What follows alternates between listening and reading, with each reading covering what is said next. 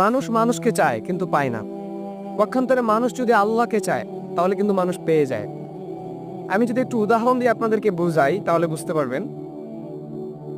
ধরেন এক সাগরের মধ্যে আপনি এক জাহাজ দিয়ে যাচ্ছিলেন, তো এই জাহাজের মধ্যে হঠাৎ বিপদ সংকেত চলে আসলো।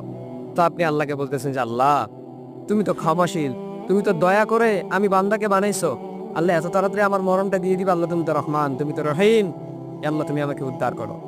দেন আল্লাহ পাক রব্বুল আলামিন আপনার দোয়া কবুল করে সেই বিপদ থেকে আপনাকে উদ্ধার করে আপনার বাসস্থান কিংবা ভালো একটা জায়গায় আপনাকে নিয়ন্ত্রণ করে আপনাকে উঠিয়ে দেন।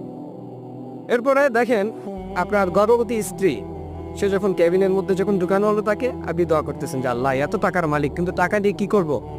আল্লাহ তোমার কাছে ফরিয়াদ, আমার স্ত্রী এবং আমার সন্তানকে তুমি সহি সালামতে বাইরে বের করে দিও। আল্লাহ আমার চোখের সামনে যেন আমি তাদেরকে দেখতে পাই সহি সালামতে, তুমি আমার কাছে পৌঁছাই দিও। দেন আল্লাহ আপনার কথা শুনলো, আপনার কাছে সহি সালামতে সুস্থভাবে আপনার কাছে এনে পৌঁছে দিল। কিন্তু আপনি যে আল্লাহকে স্মরণ করলেন সেটা কোন সময়? সেটা হচ্ছে আপনার বিপদের সময়। কিন্তু আপনি যখন সুখের মধ্যে থাকেন,